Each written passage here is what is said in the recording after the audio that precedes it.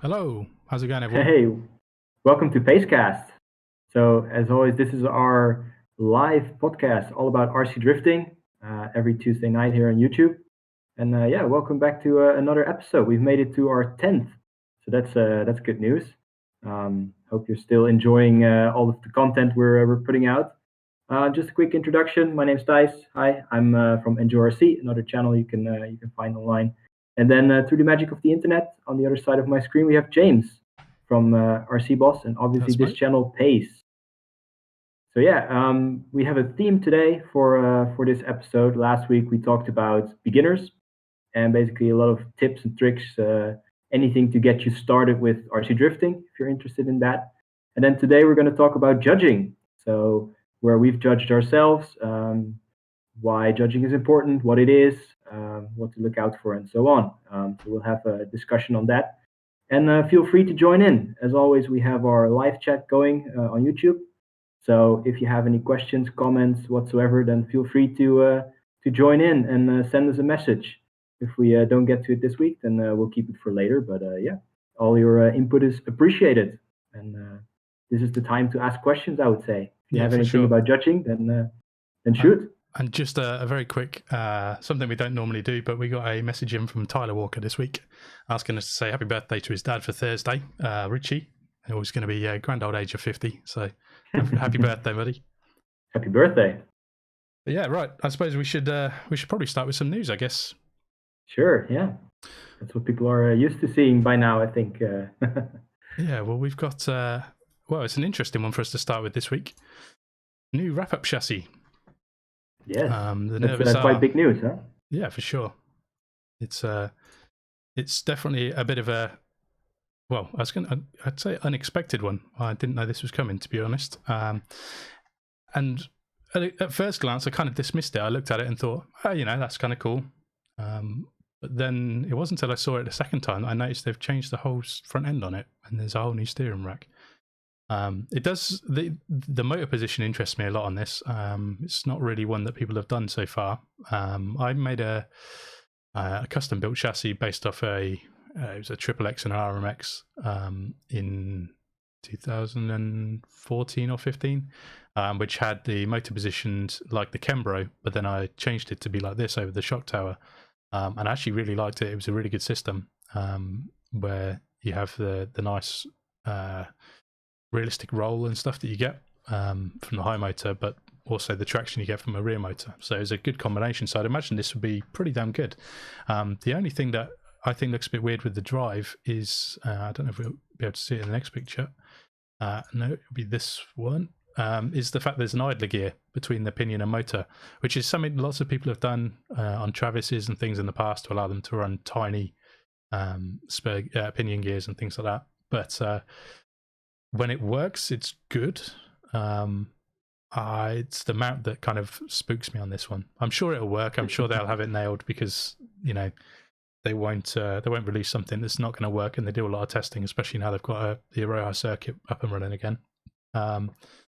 But my thinking is when this gets put on carpet with a 10.5 with high boost and lots of tire melting, how's that idler going to hold up with just a single screw holding it from one side? And it's also adjustable, so if it's not fully tightened, then or if it it's could meshed a easily bit come loose. poorly. Yeah, or that could happen from it getting loose. So yeah, I think it's interesting at least. But I think overall the chassis should work pretty well. We have got they've got a proven track record. It's all drift package parts in the rear, which are pretty damn solid. But yeah, it's a good layout, and I think it's a more competitive layout than some of the other chassis. I think it will allow a fair bit of speed, and that front end that you can see there with the new slide rack, fingers crossed, will be a lot easier to set up than the VX stock that puts so many people, I think, off a wrap-up chassis. When they're set up right, they're great, but finding that setup can be such a faff that I could probably name 10 people that have given up on the chassis before they've ever got it running well. Yeah, what do you think? Is it appealing to you, or is it? I think it might be one of the first wrap-up chassis that, to me, indeed looks competitive, which is good. Because usually with the FRDs and stuff, the way they drive is cool, but it's very hard to drive with other people who have YD2s or something, for example. Yeah. This might be a good middle ground, maybe. Obviously, this one's decked out with all of the wrap-up arms and knuckles and stuff on the render. Yeah. But yeah, especially the new front end looks good. I have the old VX stock still new package. I haven't really touched it much because everyone's been warning me, like, yeah, it's going to be difficult. For which chassis? For drift package? Drift package, yeah. Did you notice in the render that they've actually already got, I think was that 3 or 4 mil spacers under the upper arm? So there's a big hint, anyone who's setting up your new Nervous R, that's probably the geometry you want to be going with. But we got a question in chat about the body clearance with the motor being so high at the back. And it's possible there might be some issues, but it depends on the body. There's been lots of issues over the years with various motor positions, and it usually comes down to 1 or 2 bodies just won't work, but the majority will. Or if this is purely competition, I'm sure a lot of people will end up just cutting a hole in the back and letting the motor hang out a bit. I think the difficult thing will be the position of the cables on the motor. Yeah. If you see it in the render like this, they're sticking up, so which isn't going to work. Especially if you put plugs on this, then it will become pretty high. I would imagine everyone would rotate that 180 degrees so it's so they point down and then pull the wires to the side of the or through between the damper and the shock tower. Yeah, either way, it looks like the shock towers are pretty high, so even in the front, you might struggle a little bit with certain body shells. Yeah. I mean that shock tower does look tall, but it might just be the fact that it's so open, and normally there's a bulkhead or something in front of it, whereas this just looks like it's this is going to be the rack is going to be mounted to the lower deck, so there's not a lot there. But it looks the reason why I said it is the spacers on the knuckle, because I think the upper arms on the front are sitting pretty high. Yeah. That's why they're spacing it up on the knuckle. Yeah. So that might be a giveaway as well, that the shock towers are pretty high. But I guess we have to wait until the actual product is there. Yeah. Because these are also renders, of course. Yes. I'm not sure when they're coming. I don't. As far as I know, they haven't announced anything like that. But it's I think it's an okay looking chassis. That's the picture I was looking for before. You can see the idler gear between the pinion and the spur gear. And actually, if you look at that too, the center or the upper deck is pretty low as well. So it's an interesting way they've done that. I'd be interested to see how they go. And I look forward to going to Roja next and driving somebody's version of this that's perfectly tuned and dialed. And then, ended up wanting one myself. That's normally what happens when I go there. But I think it's a cool looking chassis, and it's I think the Nervous has probably been the most popular chassis apart from the FRD, hasn't it, over the years, because it was so straightforward and simple, and it was kind of the easiest to get your hands on, I think, in the UK, at least for a while. Yeah, I've seen this and the Travis. I think the Travis also has quite a good following. Oh, okay. For me, that's one of the least popular ones. I've only seen a few. Outside of Japan. That's actually the one I've seen most. Okay. Yeah. It's funny how things like that change depending on which country you live in, I think. Exactly, yeah. Some things take off and some shops will suddenly stock a chassis, and then there's 10 more in the country. Yeah, wrap-up definitely hasn't been very popular here anyway. It's mostly just YD2s and MSTs, but it's fun to see one out there every now and then. I know that Xander, who won the D110 for a couple of years in a row now, he's been driving a lot with his wrap-up. I think competition is now YD2, but it ran pretty good. He also had the Travis, so it's a nice package. Yeah, I like it. I think this definitely looks interesting. I think this is them finally making their own full chassis, isn't it? Yeah, pretty much. There's not much drift package left on it. You're probably going to need some turnbuckles, which by the time you put a wrap-up tune on won't be wide enough. Some dampers, which you're not going to use drift package stuff anyway. You just want to get some overdose HGs, I'm sure. And then there'll be some bearings and a couple of bits, which was kind of true with the Travis. But there was always... dampers are upside down, by the way, on the front, which surprises me. Only on some renderings. I don't know which one... Mm-hmm. There was another one I saw, and it's and they're not, but I'm probably not going to be able to find it now. But I thought on the rear they're normal, but on the front they're upside down. Yeah, that's obviously maybe that's a clearance issue with the shock tower, or just something they did with the render. Yeah, it's it might just be that that's the way they're all running them at the moment, and so they've just shown it that way. I would imagine it is probably a clearance thing. Looking at that picture or that render in particular, it looks like the spring cup only just clears, and if you look at the height difference the other way, it might cause issues. But we'll find out when they're made. They still have plenty of time to tweak this, so they may end up changing the shape on certain things. This looks like an early rendering, so probably going to be tweaked, I'm sure. I can't see it being something that is absolutely required to run your shocks that way. It's either going to be just the way they've done it for this render, or just it's a cool thing that they've done because that's what everyone's running at the moment. Yeah, and otherwise to space it forward a little bit, then you're also good. Yeah. Next up, we've got a new body from Addiction. They just keep on coming, the new body shells. I thought it would be quiet these couple weeks, but they're just knocking one out after another. Yeah. And this is what's the name of this series they call it? It's not Super Real, it's something like that. Something with real. Yeah. I forget the name of it, but I hadn't seen this until just before we went live. So it's kind of cool to see. It's another one that's in their scale bodies. So it's it says on their Facebook post that it does require their YD2 conversion. So it's obviously a slightly oddball wheelbase. It looks like maybe the front has to be quite short, but who knows? Sometimes it's just a funny angle, isn't it? Maybe it's just narrow. That's possible, of course. But this is in the same line with the AE86 and the S13 we've showed before. Yeah. Which both do have a much shorter wheelbase. This one actually looks pretty close to normal, but they didn't give any specifics on what the actual wheelbase size of this was. No. But at least. Their realistic line seems to be working, because this one looks spot on. Might be the best one I've seen so far. We talked about the other one from Team Tatsujin last time with the super wild body kit on it. Yeah. And this one definitely looks a little bit more scale. Yeah. I mean, it continues to line with their Rocket Bunny stuff, doesn't it? Or their Pandem stuff. Yeah. There's the comparison in size. So you can see the A86 on the left, the S13 in the middle, or the PS13 in the middle, and then the R35 on the right. So they are closer to how they would be in true scale. Yeah, all they need now is a big sedan. That would be that would complete the lineup pretty much. A big sedan that's smaller than the GTR, probably. Definitely, yeah.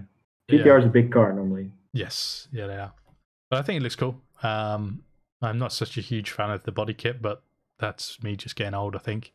But it'll be cool to see them. I don't know how many. I'd imagine it's going to be quite a few pieces. Probably separate front bumper and wings or fenders. It depends. The A86 and the PS13, they're not that bad. No. The A86 has molded in fenders and stuff. I think it's just the bumpers that are separate. So maybe this one's not too bad either. Yeah, fingers crossed. Anyway, it's like I say, I don't have any info on price or release on this. Yeah, they just posted it. It's not. It's very new. It's very recent. So I'm sure that will follow. Yeah, and it's clearly on a display chassis at the moment, I think, looking at that picture there, which might explain why it needs bigger offset wheels. Nothing in the wheel wells. But yeah, what do we think? I think it's kind of cool, and it's good to see. I like the fact that Addiction keep churning out new bodies, and they're doing things just down a different route than anyone's taken before. The whole true scale or real scale, whatever it's called. I think is a really cool thing to see. Especially these look really good, because they've been doing the Pandem R32 and a few others, the S15, and I really haven't been a big fan of them because they always look a bit off to me. For some reason, the C pillars always look a bit funny and cartoony, but these real scale or whatever they're called, they're really good. Yeah, proportions are right, which is very nice to see. Yeah, there's a comment in chat there saying that the front fenders on the body kit just look weird, and I think I agree with that based on not that picture. Which one was it? That picture. When you catch them from behind, they always look really weird, I think. And I think it's something that happens in RC a lot where that doesn't happen so much in full scale, because obviously the body kit, there's so much less options on a full size car about where the wheels are going to sit, unless you go into a full crazy, D1 build or something like that with full suspension changes. So generally, somebody buys an R35, they put a Rocky Bunny kit on it, and the wheels will just look right in that kit. Whereas on this, like, those wheels need to stick out way further than they currently do anyway. And they probably need to sit back in the arch a little bit more and things like that for it to look right. So I kind of agree with that, but I think when somebody spends the time to set this up properly on their chassis, it'll probably look awesome. I think it's just going to be, it's not going to be slap the body on and go. It's going to be spend a lot of time getting the offset right, the camber right, the caster right, just to make it look right, which is one of the different tires will also help, because these are very stretched look. Big chamfered edges on them, which makes the tire look very small, which obviously doesn't really work on a big car like a GTR. Yeah, it's also, I mean, this is the kind of one of the reasons I generally don't go for a body like this, is that I put a body on my chassis that's set up right, and I will never change the chassis to work to make the body look better. So something like this will just end up looking odd on my car, because it's just going to get it's going to get slapped on, and that's about it. Maybe lowered, and that's about all I end up doing. But yeah. I think that's kind of cool. I guess we can move on to our main topic for this time. Yes, so let's talk about judging in RC drifting. Yeah, which is quite a big topic, actually. It's a pretty huge topic, and I think it's also quite an important one. I think there's a lot of people that are judging competitions, or might be looking to judge competitions, that maybe don't have the experience that we have. So we thought we'd do something that can put some information out there that hopefully people will find useful. So let's start with our experience, Tijs. What you've judged quite a lot over the years, haven't you? Yeah, actually, most recently, not so much anymore, but over the last, let's say, 10 years or so, quite a lot. Most noticeably, probably the D110 Worlds, which I've been doing for a couple of years. I think I did the first one when it was the Euros in 2012. And then 14, 15, and 16, I was head judge for the Worlds. And then I quit, basically. And in the meantime, I also did the Dutch series, bunch more. We did our own real good competition a few years ago, where I also got to make the rule book and the briefings and stuff all the way I wanted to do it, together with Bauke. So that was good, and a bunch of different international comps as well. I think I helped you judge at Solar Sea a few times. Yeah. And then King of Europe round, and yeah, bunch of different competitions over the years. Yeah, so I've judged a fair bit in the UK for quite a few years. I think probably 4 or 5 years I was judging, and then I was lucky enough to be asked to do the first and only IFMA World Cup for RC drifting in 2018 at Yatabe Arena, which was a pretty eye-opening experience. It was definitely the highest level competition I'd judged. And I actually had to get a license to do so, which I got the way their system works is I got my advanced judge license in 2016 or 2017, but I wasn't capable or wasn't allowed to judge the bigger competitions without a master judge certificate. So I had to go and get that completed for this competition. And then last year I also did the I just realised I don't have a picture of it, but I also judged the D110 Worlds in Holland, which was, again, a pretty big competition. It was a much tougher competition in terms of judging, because it was 6 days of judging, 5 days of judging. I forget how many days it was, but it was long days of lots and lots of judging. Whereas thousands of laps. Yeah, the RCDC event was 3 days of judging essentially. But with the same number of competitors, it was, I think it was 150 or 170 rear-wheel drive, and then about 40 or 60 CS. So yeah, it was super interesting for me. The RCDC event was the most professional event I've ever judged, for sure. That was, you can see there's a crew of, like, what's that, 16 people, plus the IFMA president. And there was 5 main judges and then 2 sub-judges and then technical inspection crew. And then there's also the guys running the scoreboard and the live stream or the replay and all that kind of thing. So it was a very, very serious and well presented competition. But yeah. Master license also sounds very serious. yes, it does. The only thing that disappoints me is they spelt my name wrong on my card. But so I am James Simpson. But so it's not actually valid then. Yeah. But yeah, so well, why don't we go? I suppose we should start with the basics. What is judging and why is it important? Yeah, so I think the main thing to notice is that RC drifting generally isn't about speed or being timed like most races are. It's very comparable to the real drifting. If you've ever watched any of those competitions like Formula Drift or D1GP or anything like that, it's pretty much always judged. There's a few things here and there that maybe have automated scoring, but everything else usually is judged by a team of judges. And the way it works is that there's always some particular style or speed or angle or whatever criteria that are being set up front that you have to try and stick to as much as possible and perform the best way you can. And the judges will score you on that in many different ways depending on which competition you're in. Yeah, and I think the role that I see that's very important for a judge is they are setting standards for the event. There's often different ways that competitions are put together in terms of organisers and judges. Sometimes the organiser is also a judge. Sometimes the judges are provided with rules that are not their own doing and that kind of thing. But essentially, the judges set the standard for the event because, above all, a judge needs to be super consistent.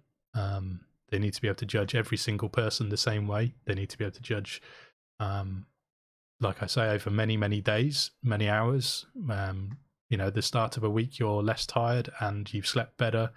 And, it's exciting and interesting. But you need to be able to judge the first lap the same as you can judge the last lap. And I think it's one of the things that I see in a lot of competitions where maybe some of the judges aren't quite capable of doing that, but I guess we'll get to that kind of thing a bit later. But I suppose, well, we could probably just crack to that straight away. What makes a good judge, in your opinion? Well, consistency is the most important thing. Yeah. So regardless of what specific things you're judging on, you have to be consistent. A judge is super important to how people experience an event and a competition, because you're basically setting the tone for the kind of style that is shown on track. What kind of things are granted points and which ones are points deducted. So also, if a judge is very inconsistent or it's just unclear what's going on or why particular decisions are made, it can really ruin someone's weekend or week or trip or whatever it is. Yeah, I mean that's one of the things that I always go into a competition that I'm judging and have at the forefront of my mind is, for some people that might be the only holiday they can do this year, or the only competition they might enter. It might be they've brought their whole family with them. It might be all of the money they can possibly spare in the world has got them there. And in the case of some people, there's been a huge amount of travel problems and hassles, and for some people, they may have to quit a job to be able to attend an event and things like that. So it's a really big deal for them to be there, and you've got to be fair. That's the other thing that's really important is, there's so many friendships and relationships within the RC drifting world that you have to put them to one side, and you have to be able to judge your best friend the same way you judge a complete stranger, or even if you were to have one, an enemy or a competitor. If you can't give your best friend a 0 and your enemy a perfect score, then you shouldn't be judging, in my opinion. Because so being impartial none of that stuff matters. It's just about being fair, and it's just, for me, it's like I say, if somebody's given everything to be there, then you've got to give everything back, and that goes for every driver that's in the competition, even if it's a couple of hundred, which makes it, as Tijs will attest, an incredibly tiring thing to do for an entire week. Definitely, yeah. Did you still have the all-wheel drive class at the D110 Worlds? No. CS? No, right? No, not this time, no. Yeah, I had both. It's literally thousands of laps, and again, like consistency is the most difficult thing and also the most important thing. Like as much as maybe drivers need to stay on point with their concentration and stuff, don't drink too much the night before, eat well, drink well, get a good night's sleep, stay awake during all of the laps, even though how shitty or boring they might be, because that happens. And yeah, you just have to stay consistent. It's so difficult. Even if you make a mistake or a bad call, then if someone puts the same run down 10 minutes later, you have to give the exact same verdict. So you also have to remember what you did and what you scored. And I think another really important thing to remember for judges is that in theory, it's the judges' responsibility to make sure that everybody knows exactly what's required of them. That's why drivers' briefings are so important. And it's also what makes giving a driver's briefing so hard for a good judge, is that essentially if you don't mention something in a driver's briefing, you can't score for or against it later. There are some sort of caveats that are accepted in the drift world, like you don't need to explain the basics of drifting in a high-level competition, because people should know how battles work and how qualifying will work. You explain the details that you need to that apply to that competition, whether there's going to be 2 judge runs or 1 run then a break, then another run then a break, and that kind of thing. But it's really important that you can get the information across to a driver. For example, the Worlds last year, anyone who attended will know that we had a big decision that the judges made where we were trying to fight or battle against anyone that just wanted to melt their tires and go really fast, because for the previous years that had been a real annoyance for all of us. It takes no skill to melt your tires and go fast, but it makes the drifting look really ugly and it denies proper close battles. So we made a decision when we were doing the track layout the weekend before the competition to make it so it was very difficult to go fast, and to make a point in the briefing of saying we don't want somebody to go fast.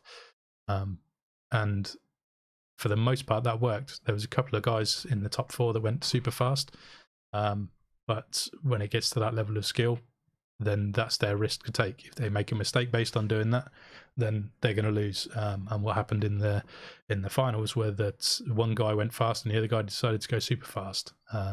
So it meant that essentially they balanced each other out a bit. So just checking on chat, we've got a question. A lot of drift car styling has come from being flashy and catching to the judge's eyes. Would you say that car's appearance actually has influenced some? Yeah. Okay. So basically, the question is, good question. Yeah. Does the look of a car change the way that you judge it? And it shouldn't. I've definitely experienced judges that have done that in the past. For me, it really depends. I would say yes and no. If it's about a style that you don't prefer yourself, like a pickup body shell, or a car that you really don't like, it doesn't matter at all. No. Or it shouldn't matter at all, I should say. What does matter, if, for example, if your body shell is not mounted correctly. Yes. I've seen cars that have the body shell mounted way up high or with a lot of rake, which makes judging difficult. Not necessarily because the way it looks, but because hitting clipping points, hitting walls and stuff looks different than with other cars. It just makes it hard to judge. Yeah, and to add to that, one thing that it gets mentioned a lot in competition briefings these days, but essentially for me personally, if I was making rules for a competition, I would be banning LEDs, because the amount of times I've been judging somebody and their LEDs are just slightly angled up and pointing directly in my eyes as they're coming down and straight towards me, it's blinding, and it means you can't judge a moment on a track properly because you can't see it properly. It doesn't literally blind you, but it does make it so that there's so much light going into your eyes, you can't see how close they are to the white tape until they're already going past it. And it means you missed a moment that's not through any fault of your own as a judge. And if you do have LEDs in your car, you owe it to yourself to make sure they're angled down, or that they've got some sort of diffuser over the bulb so that they're not crazy bright. So I would say that appearance style-wise doesn't matter, but technically it does. So indeed, LEDs that are blinding, wings that are sticking out way behind or to the side of the car, or having a bumper delete, which makes the rear end of your car look a lot shorter, at least towards the floor, than it actually really is. So it sort of seems like you're missing all the outer clipping points and walls, but you're actually quite close. Things like that, they do matter. Yeah, I think it's one of those situations where it's, there's all these guys that love to build crazy body shells and things like that. But for me, in terms of a competition, you just do a simple body with a simple wing. Obviously, you make sure that you follow all the rules and regulations for the competition in terms of dimensions and overhangs and that kind of thing. But when you've got I used to struggle a lot actually as a driver. I used to always, and kind of still do, have really dark purple cars. And when you go to somewhere like the 2014 Worlds or Euros that was in a dark tent, it meant it was actually really hard to position the car because there wasn't a lot of light to see. Well, if you're struggling a bit as a driver, then the judges are also probably going to be struggling unless they've got a significantly better vantage point. And usually the judges and drivers are quite close together.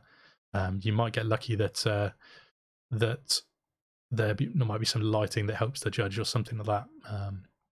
But yeah, I think I remember that particular one. Yeah. The dark purple FC. Yeah, there were some dark corners on the track, and indeed, it's just very hard to see. It was essentially close to black with a very limited amount of light in the whole hall.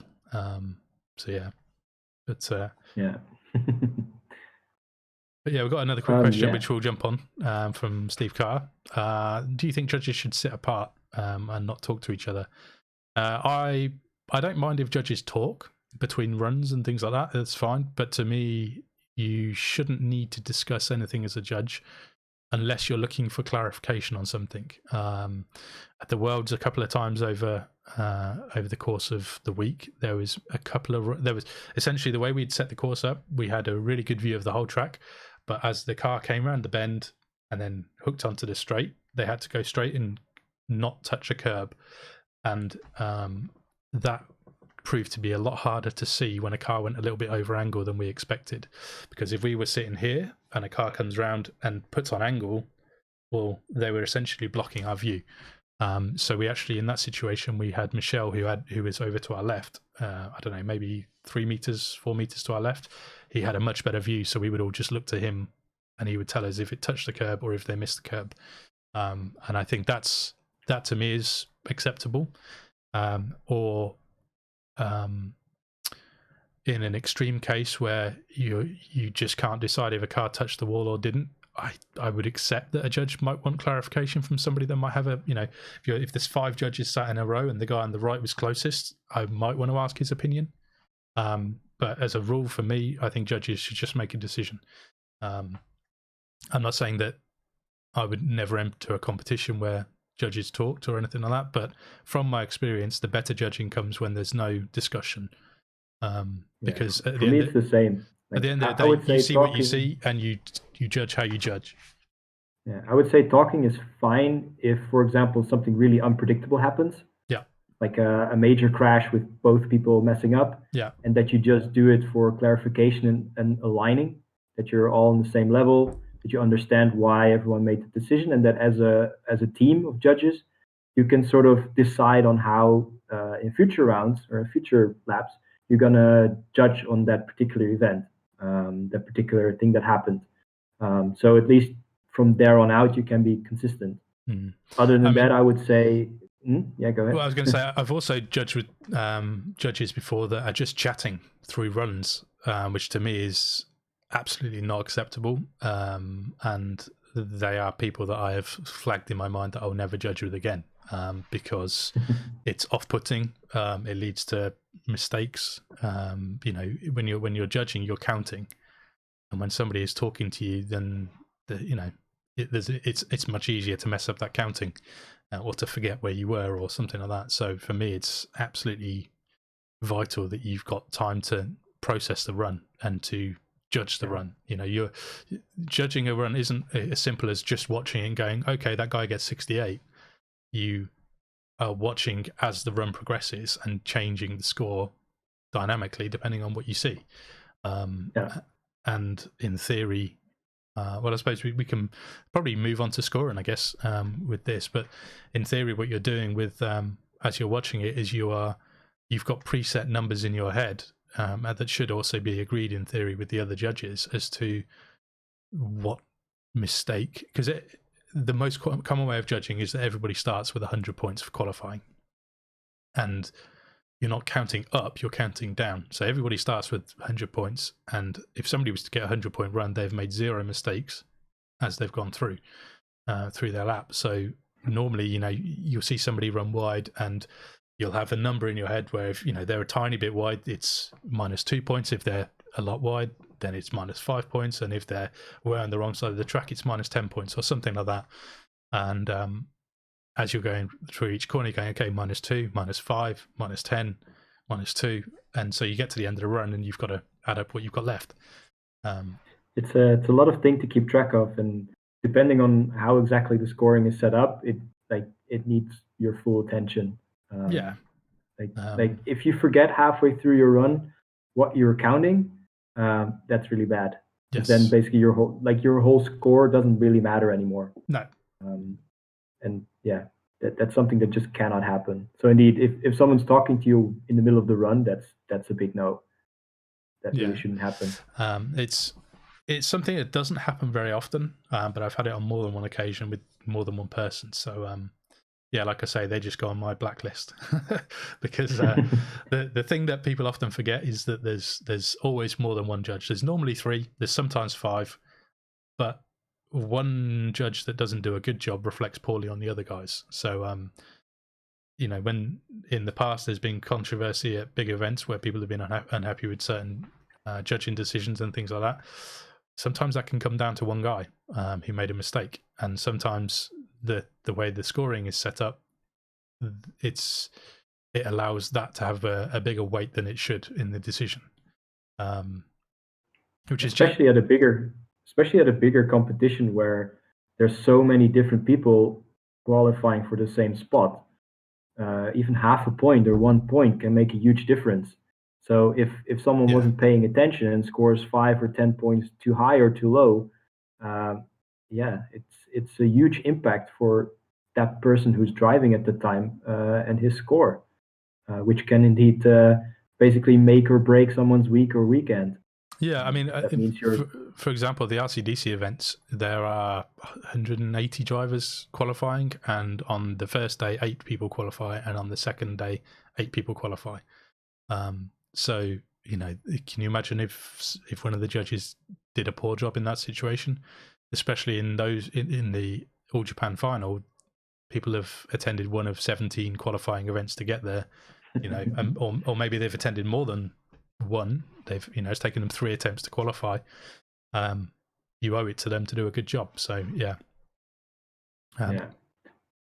Car's also got another question about whether we should what we think about having 2 judges on one side and 2 on the other, or something like that. Well, for me, judges should always sit in the same position, because again, one of the things we'll get to in a second is the different styles of scoring. But for me, my preference is having 3 or 5 judges that score out of 100 points, and then you average the scores, because that minimizes the impact of a mistake from a single judge.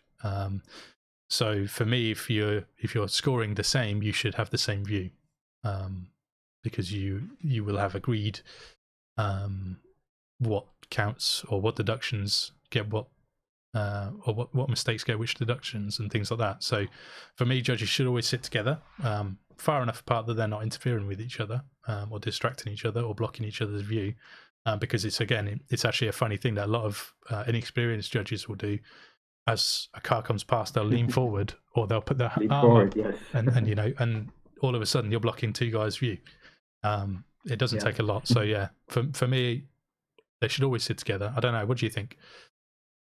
Yeah, same. I think it's very important to have the same perspective on the track. Yeah. Especially when it comes down to difficult decisions where it might involve zero, like going off track or hitting a wall or a curbstone or something like that.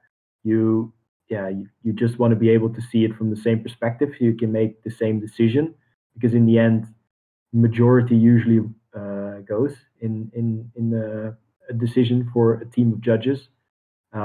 So if you all have a different perspective, you're probably all going to have a different opinion.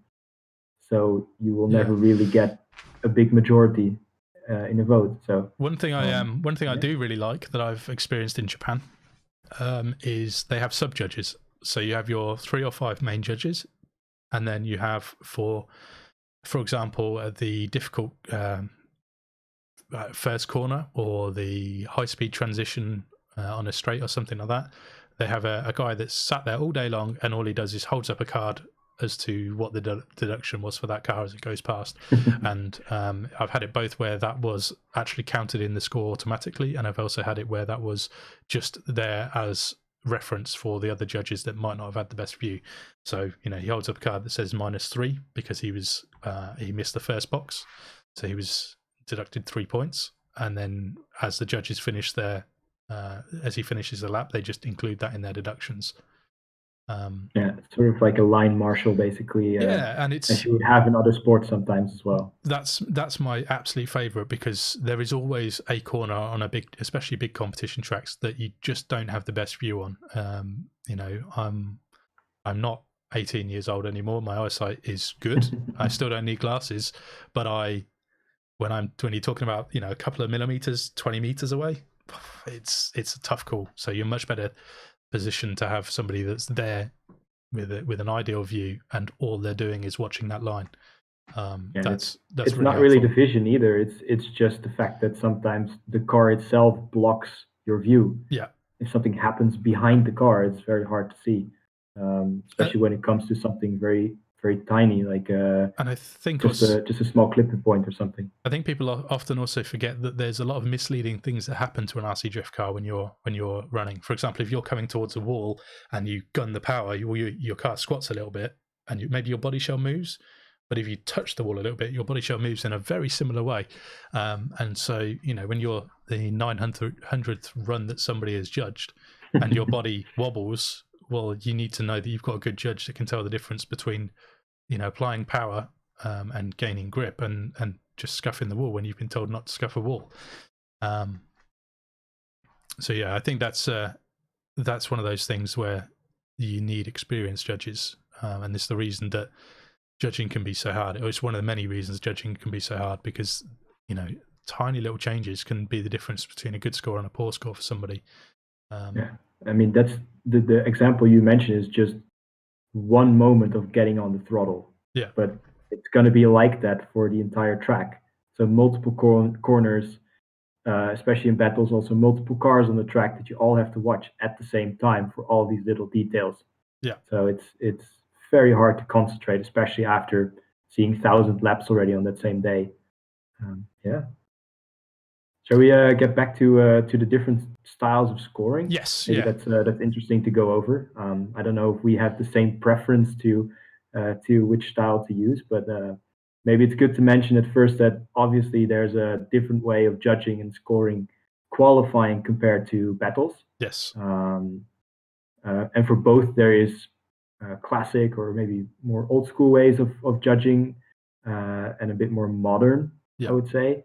It really depends on the competition. There's multiple different formats, but you already mentioned one of the most common ones. Yeah, I think this might be the more classic one, where every judge scores out of 100 points. Yes, to me, this is original drift judging, scoring. It's each judge, whether you always have an odd number of judges, so you can never have equal points going, or equal decisions going a different way. So you'll always have 3 or 5 generally. You never really want one judge if you can avoid it. For a tiny little local competition, one judge is fine if it needs to be done, but ideally you want 3 and 5 for a big competition, because it just it means you get a better average, and like we say, any judging mistakes are minimized. But yeah, so for me, it's classic D1 scoring from way back in the day. It's you start your qualifying run with 100 points, and then you do your run, and whatever you've got left at the end is what you're given, or at least your 3 or 5 judges will award you their scores, and then they're averaged, and that's your final score for the run. Yeah, and then usually the highest score. So you do multiple runs. Yeah. Usually it's 2 or 3 scored runs, either consecutively or with a break in between. But usually the highest score counts. And then if you have a tie with someone, then the second score basically counts as a tiebreaker. Yeah. And sometimes that's usually how it's done. And sometimes they're even tied again, and then they'll look at championship position or previous results or whatever has been predetermined before the competition started, and how this will work. I suppose the middle ground in judging, before we get to the other more modern option, would be where you have 3 judges that are judging angle, line, and speed, or something like that. Which to me is not the way a competition should be run. I don't know about how you feel about it, but for me, that's like a beginner's way of learning to judge competition, where you make it easier for a new judge to focus, and you just give them one thing to look at. So when you get so by that you basically mean that each of the judges gets one specific category or one specific specialism, basically, to look at the track. So either you are judging just angle, or you're judging just speed, or just line, or something like that. And then normally, the way it normally will end up being is there'll be 30 points awarded to each, and then sometimes they'll just cap it at that, or sometimes there'll be a something else that is style, or something that's bolted onto the end that they all agree on for the last 10 points, or whatever it is. But that's for me, that's a no-go for competitions, especially these days. It's very outdated. I think that was much more common back when there weren't many judges, or confident judges. I actually still really like that system, because it makes it it makes it easier on the judge. And it might be difficult in the beginning because you're looking at everything. So let's say you're judging angle, and someone goes off line but still has good angle. It's very hard not to deduct points for going offline, because you are seeing it happen, and you know that this is wrong, but you just have to stick to your own thing. But to me, it can really help with consistency, because you're only looking at a certain amount of things, that it can be much easier to judge. You have less points to give away, less things you need to look at, to basically throw you off and have to make a decision on. So for me, I really prefer this style. It's also very easy to explain to people during a briefing, because you have a set amount of points for each of the categories, and you can sort of sway it towards one or the other that has maybe a bit more points. So you kind of put emphasis on any of the categories, which makes it very clear, I think, to drivers what is going on. And maybe if you look back to the score sheets, you see, I think Formula Drift, for example, still uses this system, and they also always show the scores on the live stream, so you see where exactly a driver went wrong, if they lost points on line or on angle or on everything. See, so I think that really helps that way. The big problem with this system is it requires you to have 3 good judges that don't make mistakes, because, like we were saying before, because you don't have averages, if the angle judge misses something and gives somebody a really high score when actually they made a mistake, well, that's, to me, it means you don't end up. It's too easy to end up with a skewed result, I think, with this system.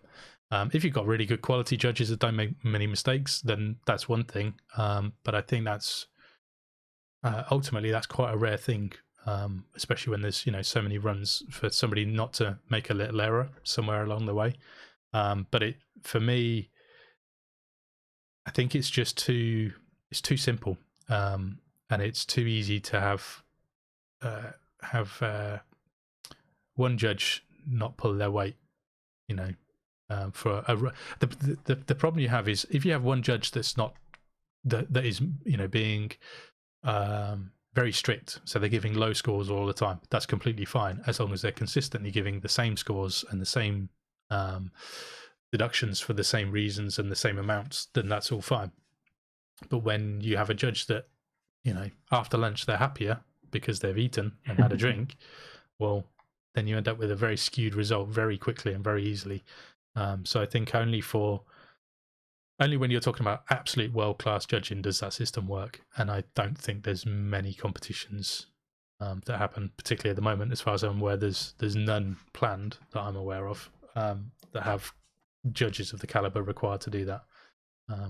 Yeah, like for me personally, it has the preference actually. Yeah. Because like you say, you have to have people who are very consistent and they can concentrate for a long time at the same kind of thing. But it also makes it easier to train judges because you only have to train them on one particular thing. Yeah. Like I found it very easy to explain to new judges who were helping me judge the real good competition we did, because we had a similar setup like that, not with line, angle, and speed or what it usually is. I changed it up a little bit, but it was super easy to explain. Yeah. I gave the most difficult category to myself, just because I had the most experience.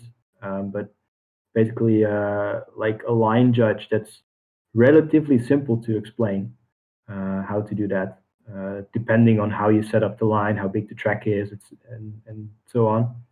But yeah, I have good experience with that system actually. Yeah, that's cool. It's essentially something I've done a few times. It's just I think I'm a bit old school and locked in my ways. But like you say, one of the big problems that I have with judging is that it's very hard to train people to be a good judge. It generally comes from very experienced drivers that have looked at a lot of runs over the years that realise the small differences. I think can turn into good judges fairly quickly. But for training judges, yeah, it's definitely got an advantage to do it that other way. But yeah, we've got a question from Phil Lawrence about, for large competitions, would cameras over clipping points showing on a screen help or hinder? Well, I've judged in Japan where we use the YDS system, which uses cameras to automatically judge and allocate scores for clipping points. And I'm not a big fan of that.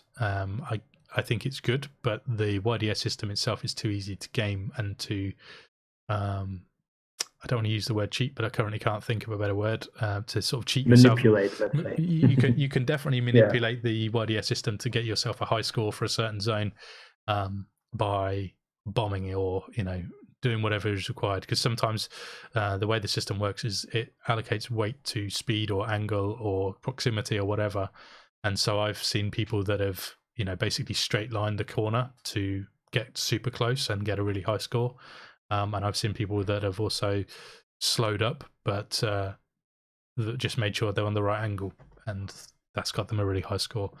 I personally like having replays when you need them for judging. So at the Worlds, we had a system where there was not an official replay system, but the live stream was running on a screen that we could see and had naturally a 30-second delay or something like that. So when the run finished, it was enough time that the run finished, and just when you weren't sure that the replay run would start, so you actually had the opportunity to watch it again.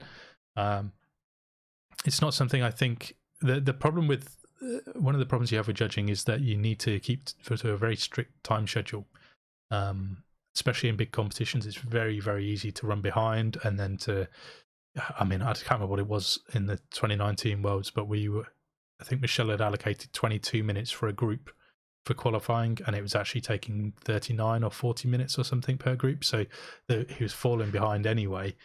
And if you've got to stop and check, everything all the time, then you slow things down so much, and it kind of ruins the pace of the competition.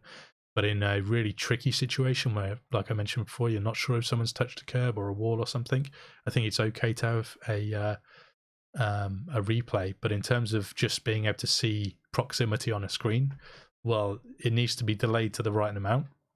But I'm not a fan. I think a good judge should just be able to do that straight off the bat anyway, unless, like I say, it's a tricky corner where the view isn't great, in which case that might be helpful. But I'd rather just have a sub-judge sat there, telling you how close they were, because it's a lot faster than watching a replay after every run. Yeah, I think the delay is the biggest problem. It just takes a lot of time to go back through a replay and find the specific point, and it might also make you doubt your decision a bit. I think a good judge indeed will almost do it based off of instinct. Like you see something happen and immediately you go click. That's what I'm scoring. That's the amount of points. And if you go back and watch it 3 times, then you might go like, maybe it's 1 point more, maybe it's 1 point less. I don't know. Like I probably wouldn't use it much. No, I would try to trust my feeling, my gut feeling. It's a lot of hassle to set up, and I think decent judges would use it so rarely or not at all during a competition. I mean, I can remember maybe looking at the replay of the Worlds 3 or 4 times in an entire week with thousands of runs. So it's and that's because it was there, and there was a lot of runs where the run finished and I turned to watch it, but I'd already made my decision and submitted my score, and I was just watching it to kill time until the next run started. We also talked about perspective earlier, that the judges are sitting in the same position, and they're viewing the track from one particular angle. And I think if you've been judging a couple different runs from where you're sitting, and then for the next run you're taking the camera angle, which is going to be different than what you've been looking at before, you might influence your judging one way or the other, because all of a sudden you get a different perspective, which you didn't have on all of the runs. So either you kind of have to watch every single run on the replay, or you don't at all, unless it's about indeed something very specific, like, for example, someone touching the wall, or touching a curb, where you're really not sure if someone deserves a 0 or not. Then it's a big impact for someone's score, then it might be worth it. But I would say just use it for that, not for the rest of your judging, because then you have to do it all the time, and that just takes minutes every single run. Have you done much judging with 5 judges, or is it always been 3? No, I've only done it. I've done it twice. 3 or less.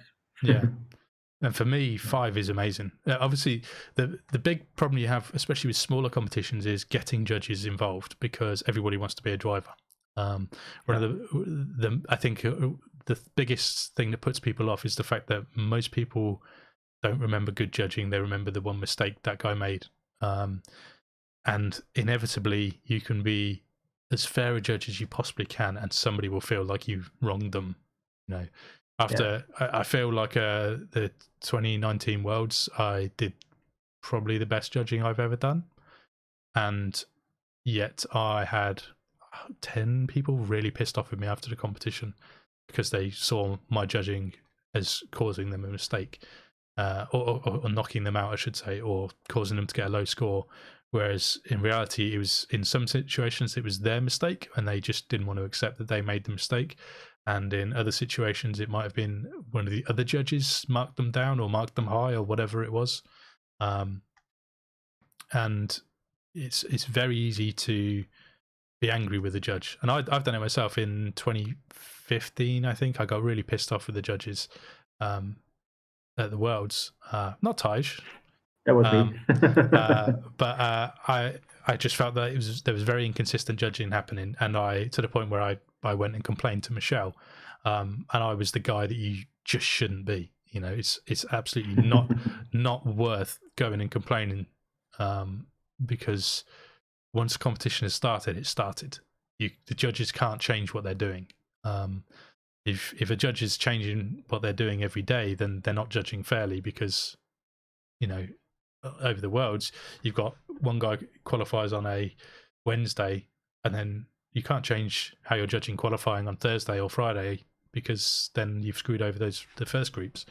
So yeah, it's really easy to be unhappy with judging, and so when you get to trying to set up a local competition, well, everybody wants to drive, and then the guys that do try and make it happen and put the effort in to be a judge will then, and most of them will end up quitting as soon as somebody kicks off, because it's not worth the stress and hassle, especially when they didn't really want to judge, they really wanted to drive, but they only did it because somebody needed to judge and they're one of the more experienced guys, or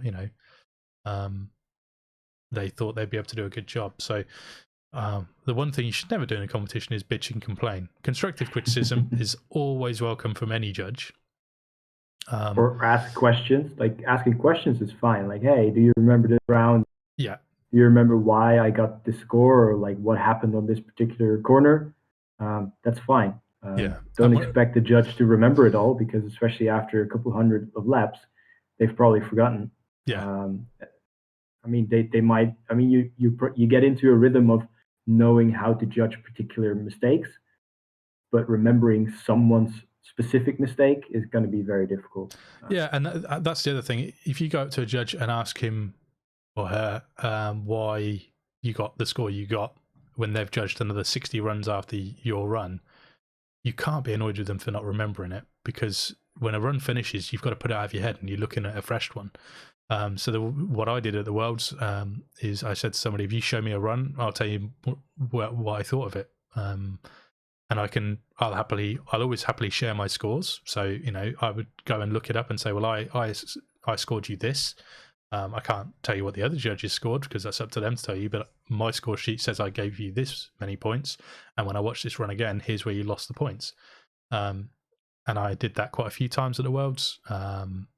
I never got asked anything.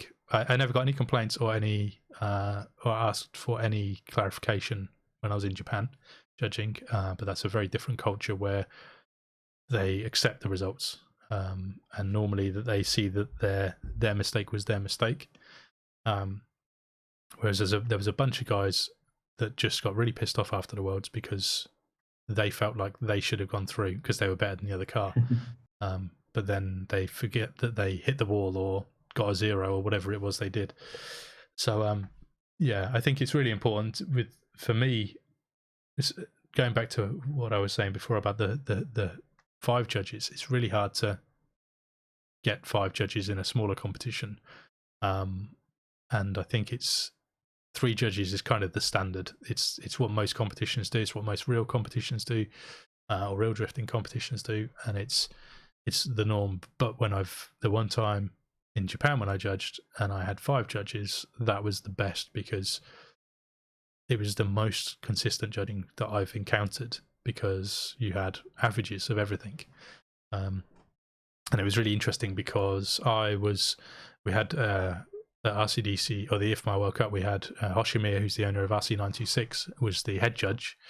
And he is an incredibly well-respected judge in Japan. And then essentially I was told that I was the head judge for the foreign drivers, because there was myself, Michelle from D110, and Stan from RC Garage in Texas. And it was really interesting at the start we did some like mock qualifying runs where we just sit and score practice runs from people. And we did that for about an hour, I think, or maybe an hour and a half. And at the start of that, the scores were quite far apart. I think there was quite a big difference. And then by the end of the practice, we'd all sort of aligned ourselves on what the mistakes were and how much to give the points away. And by the end of it, I can't remember who was sat on my right, but Hoshimiya was sat on my left, and we'd be half a point or 1 point apart maximum with almost every single run. And I think that's a really important step that you should always have with judges, is just get yourself aligned at the start of a competition, because Tijs might think that going a little bit over angle is a huge mistake, and I might think it's not such a big mistake. So if he's giving minus 10 points and I'm giving minus 2 points, well, we're going to end up with very different scores at the end of each run. And it's okay to end up with very different scores at the end of each run, providing everyone is consistent all of the time. But you end up with crazy averages, and that's often why you see in European competitions, you'll see very low scores in general. And Japanese competitions, you'll see very high scores in general. I mean, you'll often see, I think in the RCDC competition I did in November, I think the top 8 was separate. It was 95 points to 97 points was the top 8. Yeah. You have to be in the mid-90s to be somewhere at the top. Yeah. Maybe sometimes even to qualify at all, you have to be in the 90s. Yeah. Which is very high. Normally in European comps, you see barely any scores in the 90s at all. Yeah. And you'll often see, people qualifying with a 65 or something. Yeah. But, was interestingly the basically like the practice judging.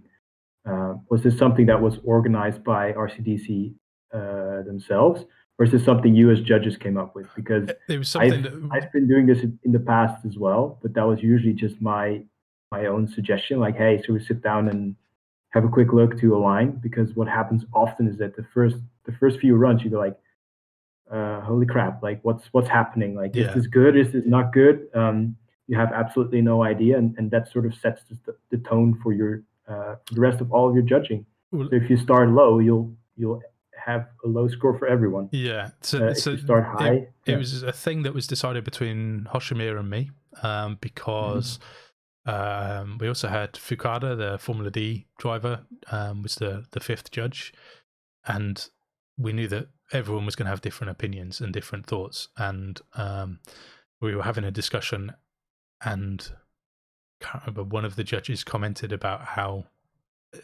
they basically commented that they were going to give a massive deduction for something we'd seen on track that I didn't feel was a massive deduction. So I checked with Hoshimir and he didn't feel like it was a massive deduction. So we thought it'd be a good idea to just get everybody aligned. And I think it's, having done it, I've done it in the past as well. I think it's a really good thing to do, because it just means it's also just, you're getting warmed up as a judge. You're getting your eye in, you get sat in your seat and you start looking at the runs like you, as critically as you will when the competition begins or the qualifying begins or battles begin or whatever. You also just get your eye in and you start looking at, you sort of learn the proximities that you're actually expecting from your viewpoint that you've got for the competition. Because you can walk the track and you can give your driver's briefing and you can say, we want you as close to this wall as possible, but when you're then sat 25 meters away on the right, that's a very different view to what you've previously seen. And I've seen it many times where judges don't have a good view of the bit where the part of the track they want you to be closest to. And I've had it in the past where I thought somebody was millimeter, or as a driver, I've thought I was millimeters away from a wall, and then somebody shows me a replay and I'm 6 inches away from a wall. Because perspective, when you're not stood very high and you're looking along a track, you look closer to a wall than you actually might be. And at the same time, I've thought I was quite close to a wall and I've ended up smashing into it. So, yeah, I think it's just we all have that at some point. It's always good to just get yourself aligned.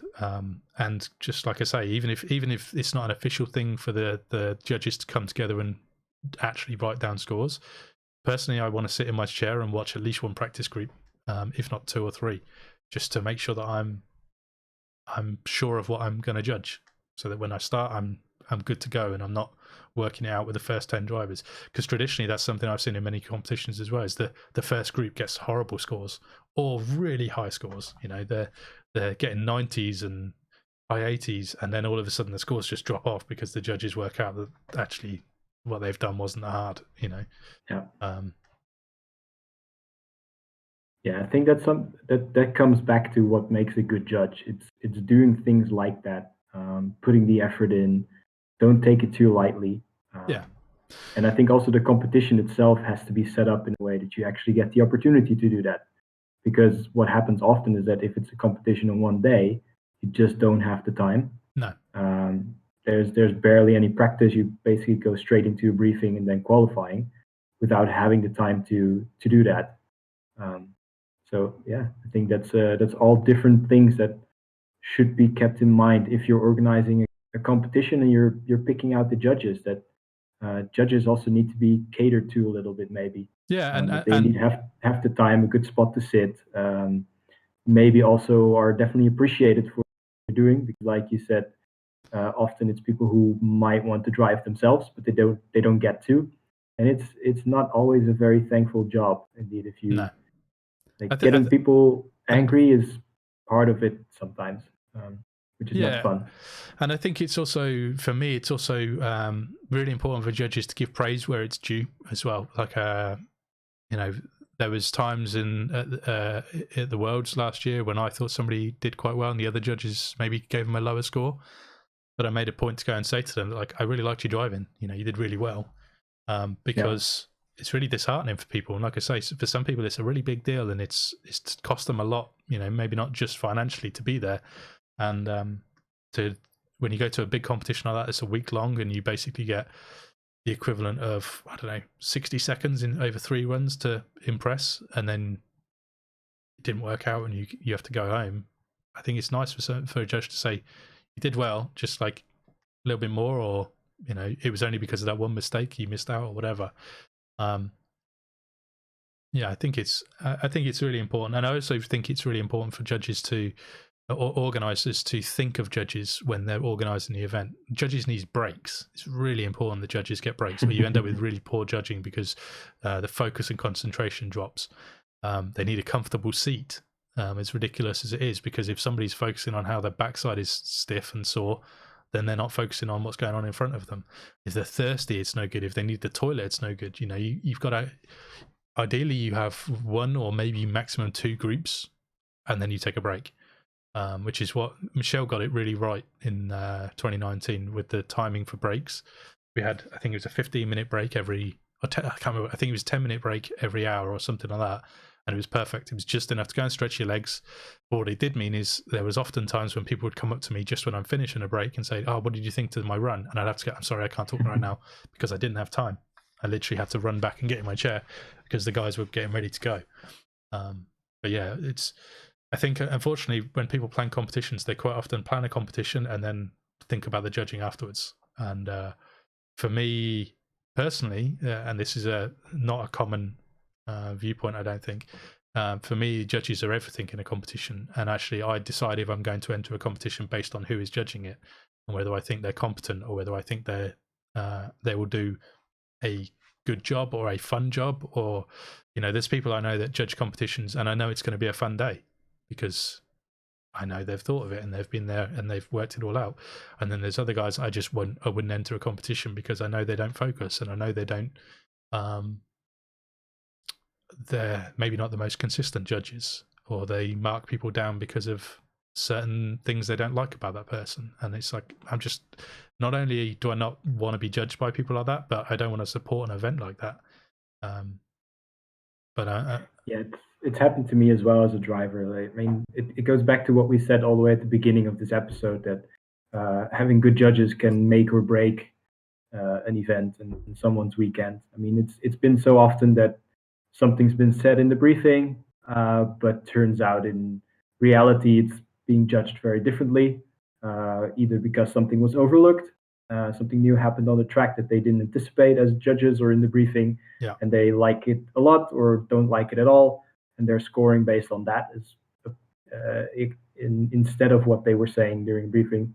Yeah, it's very tricky. And Even also, as a judge yourself, like, you want good people on your team. You don't want to sit next to 1 or 2 or however else many judges that you disagree with all the time, or that you don't get along with all the time. Or no, like I said before, it reflects on you. You know, if I'm sat with 2 guys that are really pessimistic and giving super low scores, well, then maybe that means that the scores don't represent what I thought happened. So, you know, a guy comes out with a 55-point run, but I actually thought he had a pretty good run, and maybe I scored it 75 points. There's a big difference to somebody between 55 and 75 points. And like I say, that's when you kind of have to go and have a chat with them and say, look, I scored you high. I thought you did good. Unfortunately, the other guys didn't agree with me, or they're just being really harsh with the scoring. And that average gets pulled right down. You know, that's it's the way it works. It's part of the sort of issue with judging.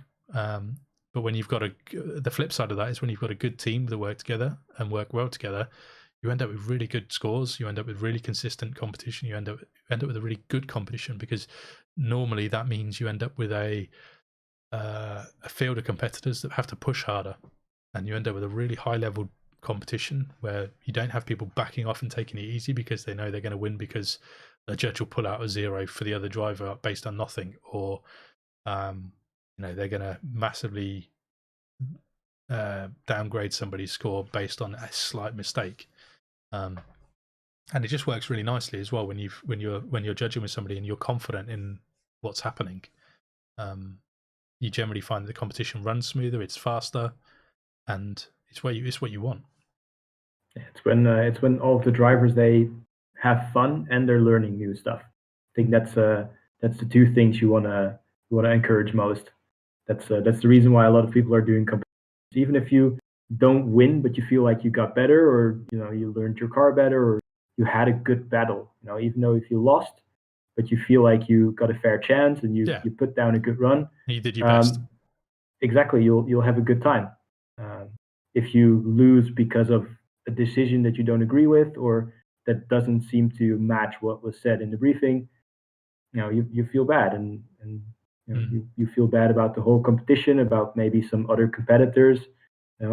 Usually, if judging is not so good or not so consistent, a lot of drivers will be able to get away with playing tricks, which is something you want to try and avoid at all times, I think. Yeah. If it's very easy to trick someone into making a mistake that's being judged very harshly, of course you're going to give that a try. Yeah. Because it makes an easy win, but it's not the fun way. It's not fun for the other person. Doesn't make you a better driver. And also, that's another benefit of having experienced judges. They've seen those things happen before, and they know how to spot them. Yeah. And the difference between somebody braking and somebody brake checking is very small sometimes. But a good judge and an experienced judge should be able to tell the difference. And if they're not certain, they need to be confident in who they're giving the benefit of doubt to. Yeah. We've got another question in chat. What do you think about speeding competitions? For me, speed is fine until we get to carpet. Or any high grip surface, I should say. And to me, the grip shouldn't be coming from melting the tires, and I find that incredibly boring to watch. I have no interest in driving like that way, like that style, and I did my best at the Worlds last year to minimize that. However, if somebody can do that and drift perfectly, then there's more skill involved. The problem is 99% of people don't drive like that, so when they think they're doing great and they're driving really fast, they're actually not doing great. The only two people I've ever seen drift at full speed on carpet that have been good have been Rio and Hayato. Everyone else is full of mistakes that they don't think they see because they wouldn't drive that way if they could see what the judges are seeing.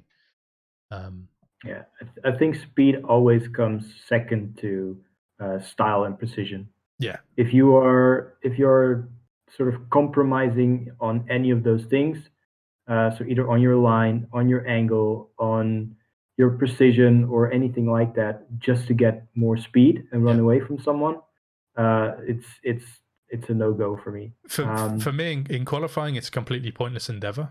And in battles, if you're the lead car and you're melting your tires and going crazy fast, I see that as a dishonest way to try and gain an advantage, and all you're doing is denying the chase car the opportunity to battle, because the chase car can't do that until he sees the lead car has done that, so they're automatically behind instantly. And as a judge, I mark heavily in favor of that not happening. Having said that, if somebody was to do it and get a perfect run, I'm not going to deny that there's a huge amount of skill involved with that, which is what happened in the finals at the Worlds last year, where we had Rio and Hayato suddenly turned on the speed, or more to the point, Hayato turned on the speed and Rio caught up, but then Rio hit the wall and lost, so it cost him the competition. Otherwise, the battle would probably have gone one more time, purely because it's not what we wanted to see. I've seen guys in Japan go to utterly ridiculous speeds and not score well because the judges are confident enough to not award them points for the crazy speed they were doing. but it all depends on what gets said in the driver's briefing. And like I say, for the Worlds last year, we made a conscious effort to try and minimize that. So we told people not to do it. And we got all the way through the week without seeing it until the top 4. So it was mostly a success until that point, at least. Yeah, and that kind of brings us to battle judging, because before we've been talking mostly about qualifying. Yeah. So maybe it's also good to go into battle judging a little bit. Maybe explain also some of the different ways of judging it, because I think most people who enter a competition really don't have much of a clue of what's going on exactly with how the judges are awarding points. I mean, you know what they're looking for, but how exactly you're getting your score, that sometimes really depends. And again, there's different formats. There's a classic way of judging and awarding points that basically uses a 10-point system, where both drivers are awarded points out of 10, or it's divided. Yeah, so basically both drivers start with 5 points. And then as the run progresses, if the lead car gains an advantage, it goes to 6-4 or 5.5, whatever. And that to me is the traditional way of judging battles. It's the old school way of doing it. It's the way that I'm most comfortable with, and I've done the most over the last 10 years or so. But I suppose the new style is a simple voting system, where the battle or the run finishes, and it depends. Sometimes it's the run, and sometimes it's the battle, and people will vote for which driver goes through, or if it's one more time. Which actually I've done a couple of times now, and I really like it. It makes it super simple. But I think the only problem I have when it comes to if that was in a lower standard or like a local or a national level competition is there's not much transparency. One of the big things we mentioned before is you can't really slow down competitions by looking at replays and doing all those sorts of things. And the byproduct of that is it means judges don't really, in an ideal world, a run would finish and the judges would explain what had happened. So everybody is on the same page. Everybody understands why the result was what it was, whether it's qualifying or battles or whatever. And also it means the judges are fully accountable, because everybody can see if they're changing their scores based on the driver or something else. The problem is there's no time to do that. It's not possible. The competition would take forever to do that. So the only problem I have with the voting system is there's no accountability. You don't know why a judge has voted one way. Sometimes it's really obvious. Somebody makes a huge mistake or something like that, and all 3 judges instantly are voting the same way in Formula D or whatever. But when you end up with a tight decision and one judge votes one way and 2 judges vote the other way, well, what did they see different? You need the driver. As a driver, you want to know, what could I have done better, or what did I mess up? And like I say, you can't ask that of the judge 3 hours later. Yeah. So for me, the scoring system of the you've just muted then the scoring system. The scoring system with the 5-5, 6-4, and so on, the old school way of doing it. For me, it never really worked. Like, I never felt comfortable with it, because it doesn't really put much of a difference between certain types of mistakes. So one small mistake versus a different small mistake usually ends up in the same kinds of scores, and I don't really feel comfortable saying they're equal. But with this way of scoring, often you then go 5.5 points to 4.5, which I don't really like doing. It's just not detailed enough. With the voting system, indeed, like you say, it's not always very transparent, although on other occasions it kind of is, because, for example, 2 people vote for one more time, and one of the judges votes for either one of the drivers. It sort of tells you that one of the drivers had maybe a slight advantage, but it was not enough. Which in turn then gives maybe a little bit more clarity than you would get from a 6-4. I also think the split scoring and 5-5 or whatever, it often just masks voting anyway. especially lower level judges, they will just give the score that ends up with the result that they want. I've seen that plenty of times where, you know, it's 6-4 and then it was tight, so 6-4 again. And it's one more time. And I think maybe this is also where the organization of competition comes into play. If you have an announcer, for example, someone who's emceeing the event, they can take the time to maybe ask one of the judges, like, "Hey, you made a different, you casted a different vote than the other two judges. What happened? Like, what did you see? Why did you go a different way?" Actually, at the IFMA World Cup, that's exactly what happened. Between groups, they would ask about a call, and they would hand me the mic, or hand Michelle the mic, or hand Oshimir the mic, and say, like, explain it. And a lot of the time, it wasn't just about runs; it was just, you know, general chit chat to fill in the time. But if there was something that, you know, if somebody turned in a score that was quite a little bit different to the others, they would be given the mic and said, "Why did you score the way you did?" And unfortunately, when you're speaking a language that's different to most people in the room, it means you give the most simple possible explanations, and it normally would be he made a mistake on turn 3 or something like that. But at least the onus was on the judge to provide at least some feedback before it was too late as well. You know, it was right after maybe at most 8 drivers had been, or something like that. We got a comment in chat. I think it's Jamie Kilner asking about why not just bring in a rule that you can only have 2 to 4 degrees max camber to limit speed, essentially. And the reason for that is because everybody likes different settings. Maybe I want to run loads of camber to control the car and control the roll on my chassis because I've got a higher motor than somebody else, or I want to run super stiff springs and I need the roll to change the dynamics on the back of the car. Another thing that's been suggested many times is limiting FDR, so that you can't just lower your FDR to, as I've seen in competition before, 3.2. But again, roast the tires. But again, the problem with that is everybody drives different. You know, if you look at F1 teams, you'll have 2 drivers driving the same car, and one of them will have a brake pedal or a throttle pedal that's set up with loads of travel, and the other guy will have almost none. And it's just preference on how their muscle memory works. And it's the same deal with gear ratios. You know, to find the traction point, some guys are used to pulling the trigger a massive amount, and other guys are used to it being like a switch on off.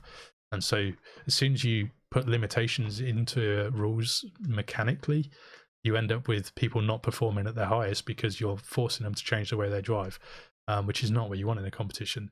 The easiest way of stopping people driving fast is telling them not to drive fast.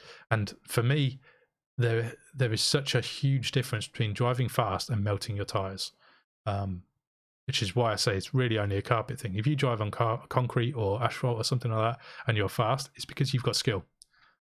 If you're using the same tires as everyone else and you're faster than them, it's because you've set up your car better and you've got a better throttle control generally. Whereas on carpet, you can put a beginner on a car and they can just drive fast until the tires get hot, and then they've got all of the grip. So I never want to force people to drive slowly. I just don't want them to use melting tires as a way to get grip. But you can always see it as a judge. Again, you can see the difference. When somebody is fast, you can see when it's caused by their tires, because there is a delay to all of their inputs as the tires have to heat up. So there's like an elastic band effect where you hear the motor spin up and then the car goes. And then it's just a real big flag. But the problem you've got to have is you've got to have confident, brave judges that are confident enough to stand there and say, yeah, he was faster, but it looked like shit. Or, you know, he ran away, and that's what we told him in the briefing not to do. And unfortunately, it's not something that gets mentioned a lot in briefings, which is, again, why I tried to do something about it in the Worlds last year. And it takes... you're making your life harder as a judge when you say that you don't want people to do that, because then it's something else you've got to watch out for, and you've got to be able to identify it, and you've got to not let people down. It goes back to what we were saying before about this is a big deal for a lot of people, and when you go to a high level competition. So if you say you're going to do something, you've got to damn well make sure you do it to the best of your abilities. And it's not to say, you know, every judge is going to make mistakes or miss something along the way, especially when you're over 1,000 runs. But if you're not putting the effort in, and if you're not doing there's a thing so for the Worlds last year, I made a few changes personally to make sure that I could perform as well as I could for the week. One of the things, I'm a guy that drinks a lot of Coke, a lot of soda, and I didn't drink anything for the whole week, so that my sugar levels didn't change. I went to bed early every night, and I made sure that I wasn't eating total shit, which is what I'd normally do when I go to the Worlds. The Worlds week for me is normally beer, burgers, pizza, and crap. And I made an effort to not go crazy with any of that stuff and to go to bed early, because it's really important to do that, I think. But then at the same time, other people might decide it's better that they have a good time and they're socializing and interacting with the drivers and that kind of thing, and that's fine on them. Whereas for me to perform best, I know I had to sleep well and not be full of sugar. So yeah, that's a long-winded way of saying I don't think you can put any mechanical restrictions on cars, because then you're interfering with somebody's ability to drive their own car as they've trained for years, potentially. If there's one mechanical thing you could do is maybe make sure you have the compound for the surface. You just changed that. So you muted even. So that again, one mechanical thing. The tire compound is one of the few things you can actually do to make you get the speed as consistent as possible. Yeah. Making sure you have a tire that doesn't heat on the particular surface, and this mostly counts indeed for carpet. But yeah, I think that's the only thing you could go to. I mean, maybe weight, extreme amounts of weight. Yeah. You could put a cap on that, but I think that's it. Yeah, and I think another problem with competitions is often sponsorship comes into it, and tires in particular are normally one of the first things that get sponsored for competitions. And for me, a golden rule of always in drifting is that you choose the right tire for the surface. And if you have to buy that tire and the competitors have to pay more money for their entry fee, then that's what you need to do to give you the best competition, in my personal opinion. Because I'm not a big fan of DS Racing tires, because I've never used a DS Racing tire that you couldn't get really hot really easily. Or that was round. Yeah, I mean, quality control issues out of it. Just you can always just give it a bit more throttle and go really fast, and it just this is on carpet. It just makes the drifting ugly, in my opinion, and it makes when you've got Rio and Hayato going fast, it makes other people want to do the same thing, but it's normally people that aren't anywhere near the same skill level as the two best drifters in the world, and it just means you end up with average drivers just not doing a good job. When you go further down the pack, I mean, and so yeah, it taints the whole competition. And for me as a judge, you've just got to try and do what you can to tell people not to do it, and as I did, to try and do a course that doesn't reward that, doesn't give you the opportunity to utilize tire grip in that way. Unfortunately, I've not found a foolproof way to avoid it at the minute. It's turning out to be quite difficult. Yeah, especially with different chassis, different styles of driving, especially on international competition, where some people enjoy going really fast, others enjoy going really slow, and you sort of have to find a way to make it fit for everyone, or at least clear what you want, which is also very difficult. But that's the challenge, and also again one of those things that makes a good judge. If you can explain really clearly what you want to see, you can stick to that when you're actually scoring someone's run. That's a good thing to have. Maybe that's a good last thing to talk about. Communication from judges. Yes. Like drivers' briefings, things like that. They tend to fall under the responsibility of one of the judges, and it's something that can again make or break an event. If there's a very poor explanation, or maybe none at all, everyone sort of does their own thing and has no clue of what the judges are actually looking for, which makes it hard to tune your chassis, which makes it hard to practice, and also makes it sometimes seem like scoring wasn't fair because you expected one thing and you got a completely different result. Yeah. So this to me has always been a big part of judging, making sure the driver's briefing is as detailed as it has to be. Maybe one thing that I like to do is write notes about the driver's briefing, so you make sure you don't forget. You can easily repeat something that if you're not sure especially at a competition like the Worlds, where you're a couple days in with judging and you're not exactly sure what you told at the beginning of the week to people during the briefing. You at least have it in writing, so you can fall back onto that if someone asks you something. That you like, if you have the notes, you know for sure that you talked about it in the briefing. It's not like you forgot something, or maybe if they didn't pay attention, you can say like, look, all the notes here, this is what I've gone through during the briefing. It was mentioned. You just happened to miss it. Yeah, I mean, I want to say it was 2017 or 2018. I remember at the Worlds seeing a particular driver get really angry because he did his qualifying runs and scored really poorly. And he went over to the judges and he was like, "But I'm the fastest guy. Why am I so low? I'm the fastest guy." But they hadn't actually mentioned in the briefing that they didn't want crazy speeds. And so as far as he was concerned, speed was so important that they didn't mention it because it's obvious it's important. Whereas they just forgot to mention that they don't want to see the crazy speeds. And that guy was really angry. He was really disappointed. And all of that could have been prevented by just saying the line, "We don't want crazy speeds." Yeah. And it's, unfortunately, driver's briefings are really hard. So I'm not very good at speaking in front of people. I don't enjoy it. I get very nervous. So when you're stood in a crowd of 300 people and you're trying to remember some really important things that are going to set out the whole next 7 days for these people, it's really easy to make a mistake or to forget something or to just overlook something super simple that you don't think people need to be reminded. Because the problem you have is, again, because of time restrictions on competitions, you can't start with, this is drifting basics here, okay, this is how drifting works, because also most people in the room know this stuff. But in an ideal world you would, so that you're covering absolutely everything and nothing is unspoken and nothing is assumed. Because it's too often I've seen people do something in a competition and then score poorly and be surprised because they did a thing that the judges didn't want to see. And that's one of the big things I think a lot of drivers don't realize is you're not drifting. You don't go to a competition to drift how you drift at home. You go to a competition to drift how the judges tell you to drift.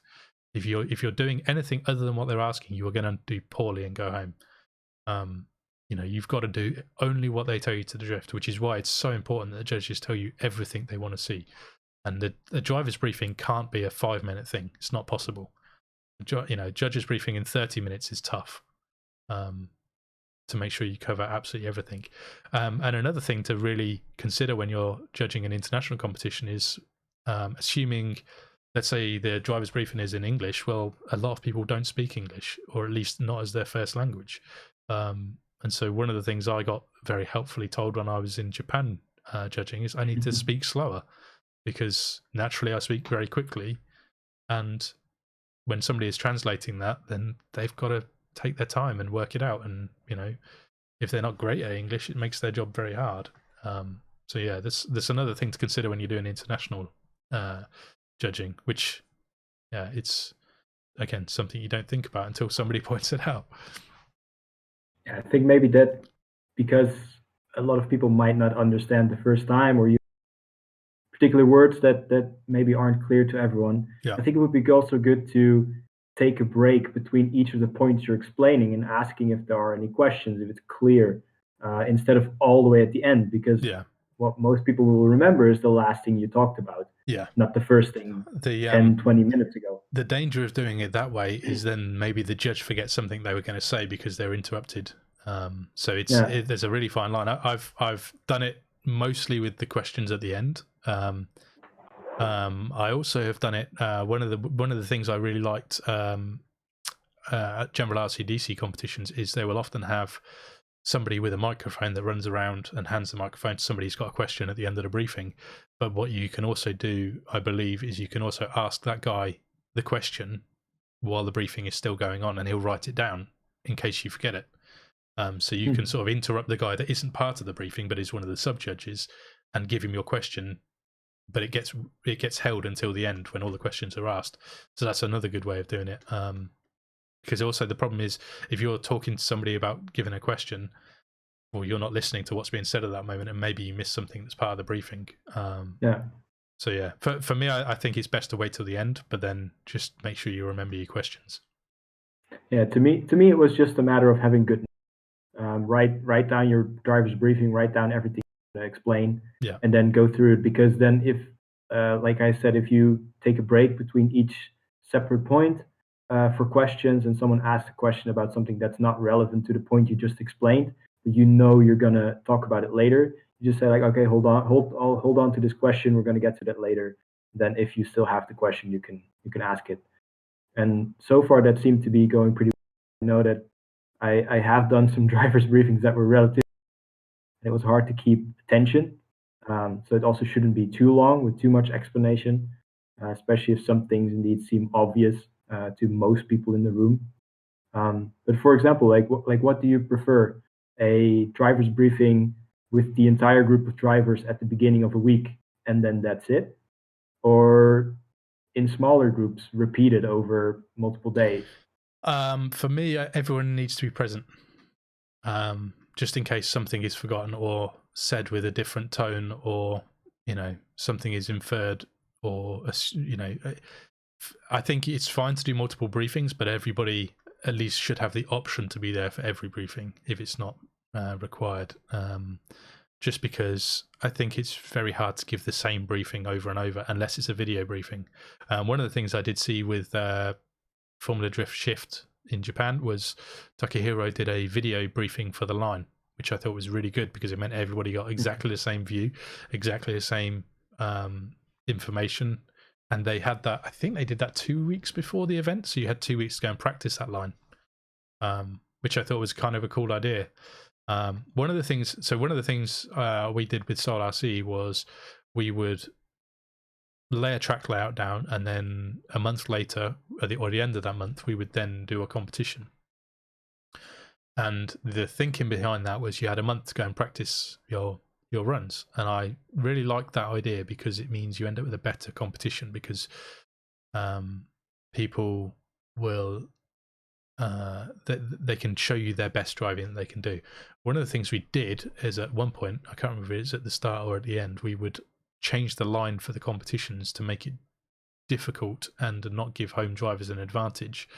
And I now don't agree with that. I would rather everybody could show you their best drifting, and if somebody has the means to be able to put in 60 hours a week practice, then they're going to be rewarded. And if somebody can't, it's unfortunate, but they're not going to do as well. But for me, the role of a judge is to get the best possible competition that they can. And so if you can do something to mean the competition can have a higher level of driving on average, you should do that, because a closer competition is a better competition in my mind. Would you not be afraid that it might demotivate outsiders to come and join your competition? Possibly. The problem with that is, so you can either try and there's lots of things that happen in competitions. Organizers often try and make it all inclusive, and they will do things like make everybody battle everybody, or all of these kinds of things. And for me, I want competition to be brutal. I want competition to be give it everything and do your best, and it'll either pay off or it won't. And I'm somebody who I think the worlds should be, or the world qualifier, the world level competition should be 200 drivers enter, absolute maximum top 64 qualify, everyone else goes home, because I only want the highest level drivers in battles, because that's what I want to see. I want to see the best drivers battling the best drivers. And there was the worlds last year, the way it was organized, I think it was only 20 drivers didn't qualify for a battle or something like that, and a lot of people went through. Yeah, I think it was like 164. Yeah, I think there was around that number. I think there was continued. Like 192 drivers and 180 or something qualified, or something stupid like that. But for me, the problem with that meant that then some low-level drivers got through to battles, and they ended up beating a high-level driver because they were completely unfollowable. Or just based on luck. Someone making one simple mistake and someone just moved. But there was someone who shouldn't be in the top. There was a number of very high skilled drivers that made the mistake. It was their own mistake of trying to be too close to a driver that could barely drive around a track. And to me, the driver that could barely drive around the track shouldn't be in the battles at the World Championships. At a local competition or a smaller competition, absolutely fine. Everybody should be included. I'm talking specifically about high level competitions, and for me, like I said before, the RCDC competitions, they are top 8 go through one day, and then you've got 190 drivers and 8 drivers go through, and then you've got 182 drivers that are battling for another 8 spots, and that to me brings out the best in the best drivers. So for me, last year in November, I didn't qualify on the first day, and on the second day I managed to qualify with the first place for the day qualifying run. So super rewarding. I was really pleased, really proud, and it meant I went into battles there was 16 of us total going into battles out of 192, which is brutal, especially when you've traveled so far, but it meant that the standard of battles is absolutely top notch. But I guess that's more competition planning than judging. One quick thing though, what's your opinion on judges designing the course layout or just judging a course they've been given? It's a tricky one. I think it also depends on if judges are able to set their own criteria or if they're following whatever rule book is already in place for that particular event. Yeah. If because it needs to match, right? Like whatever track layout you have needs to match the style that judges are looking for. So it could either be that the judges set up everything themselves and make it match, or that indeed the track layout is already there, especially with permanent tracks, for example, then you don't really have a choice. But then the rule book sort of needs to follow that as well. Well, I've done both. The World Cup that I judged, the course was already decided and announced, I think it was a month in advance. That's the RCDC one in Japan. That was the IFMA World Cup. Specifically I'm talking about, but also in order to be allowed to judge it, you've got to complete their training course, and their training course tells you how to judge it. They have a full and comprehensive rule book, and it explains the differences between zones and clipping points and things like that. And they have a very simple rule where there are, I think they're 10 centimeter. There's 3 10-centimeter lines away from an apex on a corner, and if you're outside the first one, you get -10. If you're outside the second one, you get -20, and if you're outside the third one, you get maximum of -30, or whatever it is. I actually forget the minute. I'd have to look in the handbook, but it means it's really easy to judge because you're just following the rules, and and me and you are judging exactly the same because the rules are there on paper in front of us. And if you think it's different, you're wrong because the rules are there. So in that sense, it's really good. But in the sense of that takes a very strong head judge to have or a team of people, I should say, rather than a head judge, to have decided on the rules and to make sure they're absolutely comprehensive and cover everything. It needs to be possible too, because if it's a temporary track, for example, it's just not possible. Yeah, well, that's one of the big things as well. Is I often get people trying to design track layouts for places they've never been to before, and if you've never driven on that surface and that space, you can't design a track. It's not possible. You don't know whether a tight corner even works with that grip level, or a big sweeping corner ends up being a crazy fast straight or whatever. So sometimes, like at the Worlds last year in Holland, we had to put the carpet down and drive on it to see how it felt, because it was all new carpet that was very different stuff that had been bought before. And in reality, it actually caused us a lot of headaches because we couldn't find any tape that would stick to it because it was so different to everything else I've drifted on.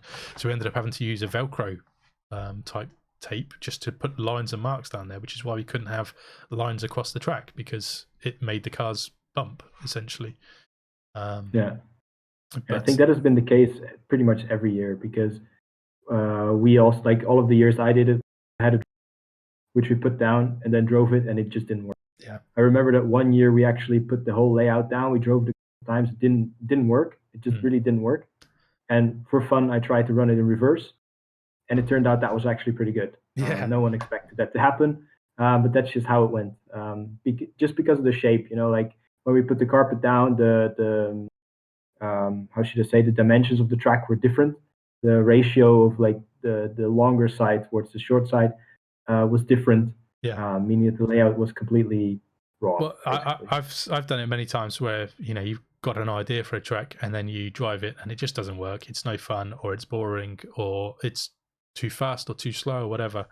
And I see it so often where people are like, oh, there's a new track opening up and people are submitting designs, and it's like, but you've not driven on that carpet. And this, my pet hate is when you see people that are trying to replicate another track from Japan. Normally it's a Roha or something like that, but they're trying to replicate that track in a completely different ratio. The track they're trying to replicate or a different surface, but they're trying to replicate a track that is 18 by 14 meters in a 12 by 12 space, and it's like, well, it doesn't work because you're missing, you don't have the actual space to make it work. But yeah. So we got any more questions from chat? I've got a few guys watching. Have you got any questions? Ask us now, because I guess we should probably move on to catching up with what people have been up to. We've got a few. Yeah, I think unless there's something we've missed there. The one interesting comment I saw is that that high level of driving is indeed why people want to watch and want to be at a competition. Yes. I think that also ties into the organization of an event, that you just want to see high level driving. If you're watching a live stream, I think 30 minutes of really good competition instead of 7 or 8 hours of someone practicing and watching the top 120 do, where most times someone makes a big mistake or it's just a bit sloppy. It's not what people are looking for. There's a couple of things that I've just been reminded by the pictures I've put up here for us to use. One thing I've done in the past, and I think every judge should do if possible at a big competition, is at the Worlds last year I put this photo on my Facebook page to show people my view of the track. It doesn't work so well when it's been squished down to fit on the live stream, but I think it's really helpful to see what a judge can see. I've been at competitions in Japan before where you're allowed to go and sit in the judge's chair and see what they can see. And I think it's very helpful to share this information because, again, it's all about getting the highest level of driving you can. And this means, you can see where it's a bit difficult for judges, and you can see where it's really clear and easy for judges to see what's going on. So I shared this. One other thing that I liked that they did for the World Cup, and unfortunately this is a terrible photo because I can't find the original document, but this is a photo that just happened to have the page I was talking about, and this was given out to all of the drivers, and it was the line that they were supposed to run, because this was the competition I was talking about before, where everything was predetermined. So the line was there, and also you can see the points that are available for each of the corners. And if you're doing a big international event, I would highly recommend doing something like this. Again, if you know the layout works beforehand, and in an ideal world, if you're doing a World Championships or something similar now that the D110 Worlds is finished, I would highly recommend renting the hall for a day or 2 weeks in advance, putting your carpet down and deciding on your layout with your judges, ideally, before anyone even turns up to the event, because that way you know what you're putting down, you're not working it out. At the Worlds last year, we were very pressed for time because we had the problem with the carpet not sticking to the floor and not sticking with any lines. That took quite a lot of time out of the setup time to fix that strange and unusual and unpredictable situation. So this sort of thing I think is really helpful. And I would say even drawing it on a whiteboard. On the first day, just after the driver's briefing. Yeah. Just draw it, put it on a whiteboard, hang it somewhere where everyone. Something that people can reference. Have a look. And if you want to talk to a judge about something, then you can walk over and point it out. One thing we haven't mentioned, which we probably should very quickly talk about, is judging with YDS. Some automated scoring. Yeah. So, like I said, I'm not a huge fan of it. We used it in the World Cup, and it's okay. There are certain things it's good for, and I personally would rather have the detail. So basically, the YDS system is a Yokomo drift system, scoring system that uses cameras above clipping points, and they record speed, angle, and proximity to the wall or the edge of the track or whatever the requirement is, and it churns out a score.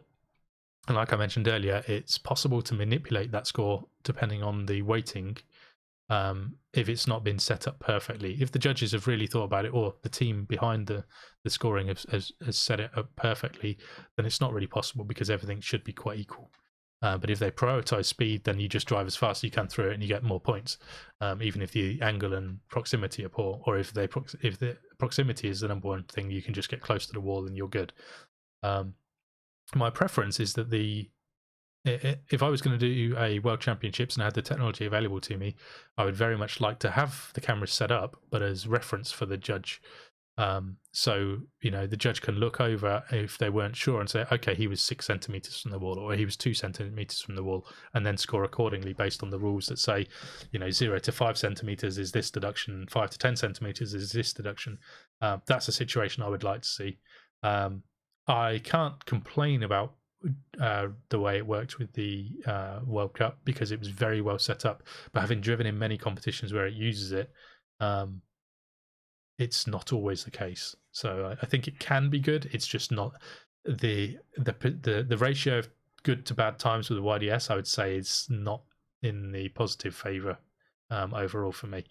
So yeah, I don't know. I also got to drive it a few times, and my experiences with it is that, especially on the Yokomo competitions, there was a lot of emphasis on this YDS score. Yeah. So from your total 100-point score, 80 points, for example, or 85 points were given by 2 or maybe 3, usually 2 YDS cameras. Yeah. So basically only 2 clipping points that were the majority of your score, which to me was very difficult because it meant you were focusing on only those 2 particular points on the track. And everything that happened in the middle didn't really matter that much, because if you sort of missed out on the YDS score, your run was going to have a poor score anyway. So even if you completely nailed the bits in between the 2 cameras or the 3 cameras, your score is going to be low anyway. So it sort of pulled the focus way too much towards 1 or 2 very particular small points on the track and not on the rest. And that's why I didn't really like it. Like, the system worked fine, but it needs to be a helpful tool, and it shouldn't be the majority of the score. We got a question in from Chile saying, are you in favour of rule changes in between rounds to handicap or reel in the better drivers, or set the standard at the start of a series and run the risk of a skilled gap developing? For me, the rules have to be there from the start and they shouldn't change. There's no need to change things unless you identify a problem, but it should be a problem, not to handicap people. If you've got one driver in your championship that is significantly better than everyone else, then he deserves to win. There's no, there's the whole consideration for organisers of people getting disheartened because they can't keep up. Well, they're probably going to give up at some point anyway, because they're not the most motivated people if they give up when they don't win something. And you really need people that you need people to support an ongoing championship that are committed to being the best driver they can be. And if they see that somebody is significantly better than them, then they need to practice more and do what they can to get to the top level. And if they can't, then that guy's just better than them and he deserves to win. At the end of the day, it's the same as all competition. The best competitor should win. And the ideal situation with a RC drifting competition is that nothing comes in between skill. The competition is there to highlight skill, and every decision should be made so that skill can be demonstrated and not hindered in any way. When we talk about like slowing people down and not using melting tires and things, that's because that doesn't take skill. To me as a judge, that is something that anybody can do. You can give somebody a car for the first time and just tell them to floor it and they can go fast. So the speed just causes more problems than anything else. But in terms of like setting up the way qualifying runs or the way battles are done, should never change from day one. If you announce a 6-round series, then you do the same thing. It's all 6 rounds. Or if you're going to change things around because you're having a big grand, round 6 final or something like that, that's fine. But you announce it before round 1. Because these are the things that let people decide if they want to be part of it or not. Yeah, and if someone commits to a series, indeed has been practicing for a particular style for 3 rounds, for example, you want to reward that and not handicap someone. Yeah. I think that's unfair to anyone putting in effort and time and practice into a particular series. For the next season, change whatever you want. Just make sure you announce it upfront and on time. Yeah, for sure. I guess since we're at 2 hours, so I think we should probably get some. We've got a few projects that people have sent in. Not too many this week, which is kind of handy since we've gone so long already. We're picking too interesting of a topic. Yeah. Unfortunately, with judging is something I've got a lot of very strong opinions on, and I could probably talk about judging for another week. So it's probably good to limit us to 2 hours. Anyway, Surian sent in an update, or not an update, another project, I should say. He's got an easy-made Infinity Q50, which I've not really seen one of these before, I don't think. I might be wrong. There were a couple at the Worlds last year. I think Jenny. Yeah. Yes, I have. Okay. But I'm a big fan of the color. That is a strong choice in color. This is definitely your thing. Yes. Dark purple metallic. Yeah, that's what I like to see. But yeah, it looks pretty damn cool. And like I say, that is a top choice in color. And another, some nice Yabba Kings, which is very cool. And he's also restoring a TA03F, which I haven't seen in quite a while, and I had to read that to make sure I was even getting the right one, because this is a bit more up your street than mine. Exactly. He knows how to please us both, huh? Purple body shell and then coming out with the old school Tamiya. Yeah, with some nice purple bits on it as well. Yes. Looks like Pentagon shocks, which is great. Yeah, it looks cool, man. Good and old school. But what year? So what kind of year is a TO3? That's 2009? That's around 1998. Oh, wow. Okay. Way earlier than I thought. 1997, 1998. Ah, wow. There we go. Mr. Tamiya. And then I suppose the next update we've got is from Craig Hamner. He's been bashing away on his, what's the name of this thing? It was the baller hauler. That's the one. I couldn't remember what it was called. Yeah. We saw it a few weeks ago already, yeah. Yeah. He was just starting out with the project. He's looks like he made some progress. Made some progress. He did send me a few more pictures, but I thought we were going to be a bit tight on time, so I've only got the 2 selected. But I'm sure Craig will send us some updates when he's made some more progress. But he said he's made some progress with the bed as well, which is good. And then so I saw he was asking about what chassis to use for this thing, because it's pretty damn wide. So I'm curious to see what he comes up with. Yeah, I think just make super wide suspension mounts. And you're all good. I was gonna say, you need adjustable lower arms, and you're all good. Should be all good. And then finally, we've got an update from Bob Rock. Yes, he built a Supra. Yes, which Supra is this? This is a Tamiya one. Okay. Tamiya Mark IV Supra. Yeah. And I've just noticed, are the vents painted? No. Is it just the No, they're... No, you can see on the far side it's actually cut through. For a second, I thought they're separate pieces from SRC, from Vivian. Yeah. That's same as the fenders. Yeah. I recognise the fenders straight away. I do like the Supra. I just wish it was wider. Then get the Exceed one. Yes. That one's 200 mil. Yeah. That one's cool too. I still want one. It's funny because actually on the last trip to Japan I saw about 5, and I'm just so not into bringing body shells back in suitcases. It's been it's just hassle, man. And especially when you're like, I'll just order one when I get home, and then you forget about it, and you wait 6 months, and you're like, shit, now I need to order one. Yeah, I left all my stuff at the ship it back to. It was a massive box full of stuff that just arrived like a couple of days after I came back, which was great. Didn't have to haul anything back home. I've done that on a couple of trips, but normally I find it costs about the same to just get another suitcase. So that's been the other option. But then you need the suitcase as well. Yes, yeah. And it needs to fit the suitcase. Might be too much. Right, I think that's unless there's any more questions, I think that's kind of us done for this week.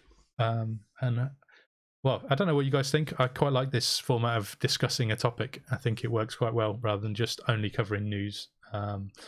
So there's plenty more topics to cover. But if there's anything in particular you want us to go for, just either drop a comment below or send a message to the Pace Facebook page, which is also linked below. Yeah, it can be anything really. Like we're talking beginners, we're judging.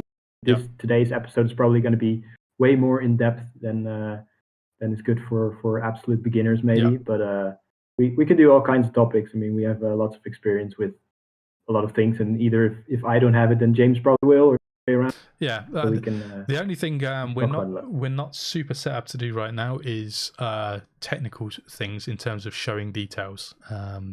I can show details at my end, but we haven't quite worked out how to get 2 cameras from Tijs yet. So so we'll have to work out how to do that at a later date, or maybe we could pre-record some videos or something if there was something. But yeah, that's definitely no problem, I guess. But then if you want to see anything, just send it in. Ask for it, then we can make something happen.